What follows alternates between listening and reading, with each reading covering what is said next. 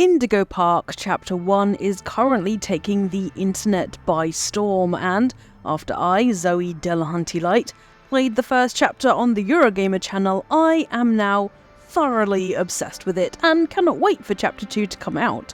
At the moment, December 2025 is the estimated release date for Chapter 2, but there's plenty more I've dug up about Chapter 2 that I am oh so very excited to share with you.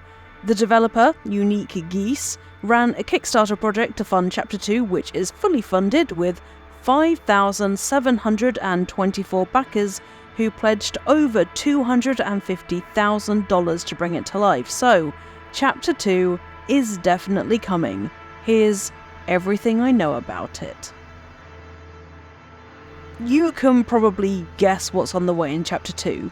There's going to be new areas of the park for the player to explore, new friends and foes to meet, and plenty of improvements over the first chapter.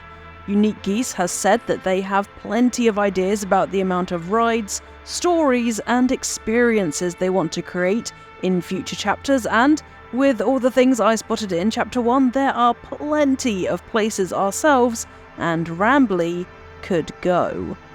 Chapter 2 has already started development, and as Unique Geese explained in its Kickstarter, Chapter 1 took about a year to develop from scratch, so Chapter 2 will take at least a year to complete, probably more, as I anticipate it will be more detailed and longer than Chapter 1, which was essentially a demo. The team already have the main plot for all future chapters set up, so there's a clear plan for where Indigo Park will go. The plan is for each chapter to improve on the gameplay, visuals and story from the previous chapter, meaning we get more time with the mascots, more exploration of the dilapidated park, and of course, more scares. As of the 18th of July, the devs confirmed that the first 5 to 10 minutes of dialogue and gameplay are written out, and Rambly's lines and animation are being done as soon as possible. Unique Geese claims to be, quote, cooking up some crazy fun stuff, and wholeheartedly believes that Chapter 2 is easily going to be better than Chapter 1. In Chapter 1, we met Molly McCaw, Finley the Ocean Serpent, and Lloyd the Lion, as well as Rambly the Raccoon.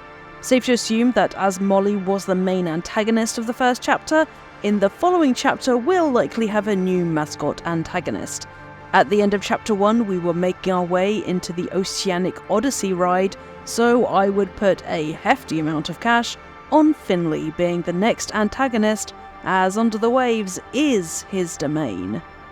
Now, I think it's fairly clear, though I'm up to debating it, that the mascots are not people in costumes or robots, but real, living, breathing, and in Molly's case, bleeding animals. Pair their anatomy with certain phrases that we hear Molly McCaw saying, and you have a strong case for the mascots being experiments used to entertain those who visit Indigo Park. About those things Molly McCaw says. As a McCaw herself, however twisted her anatomy may be, Molly repeats things she hears others say. Some of her voice lines include "Get up, you stupid freak," and "Get back in your cage, bird." From the first line, we know that she was verbally abused behind the scenes of Indigo Park by someone who saw her as a freak and could speak, so perhaps a human handler of some kind. The second line reinforces this theory as it mentions her having a cage and being kept under lock and key, just like something you do to an animal or an experiment. Lloyd seems to have been mistreated in a similar way.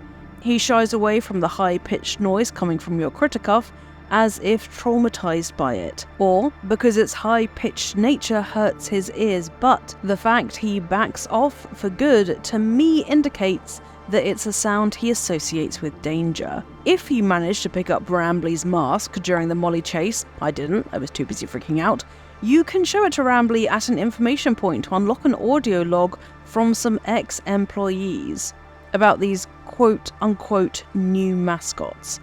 The people talking are the ones who would dress up as the mascots in a full-body costume, Mickey Mouse style, head covered and everything, and they're concerned that these new mascots will take their jobs. So there's already animosity between the new mascots and the old mascots, which could easily devolve into a far more negative situation when the human performers realise the mascots are animals in one way or another and need to be caged and trained to be kept in check. All of that is to say that these mascots were disliked and mistreated, and, if you ask me, that's a pretty good reason for them lashing out at the park and perhaps causing whatever disaster made Indigo Park close down.